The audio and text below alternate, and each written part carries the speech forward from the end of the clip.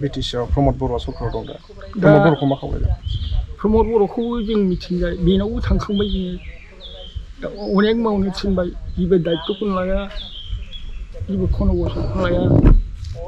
थाखा फैसा गरसेबो मोना जोङो गारि भारा फैनाय थांनायबो मोना जोङो फिसालाखौ गोजान लुबैयो दा फिसालाखौ जोङो जाहाथे मोजाङै मोजां उदान लुबैयो फिसालाया गथ' गथाय दं नामा गैया फिसाला बिसि फिसा गैया बिए फरायदोंमोन फिसानि खबर सबर जेबो गैया बहुद दिन जाबाय दा मोखां गन्थं नुवा दा नायनो लुबैबाबो थांनोबो हाया थाखा फैसा गैया जेनिबो दारै आंखाल दं बेमार आजार जाबाय सानाय सुनाय हा गैया हु गैया बिराद खस्थ'यै दं दा ओंखायनो फिसाफोरनि थाखाय मोजाङै मोजां मावलांनो जाहाथे बिथांमोनहा बेखौनो आर'ज गाबनानै बबेयाव दं नोंनि फिसालाया जेलखानायाव गुवाहाटियाव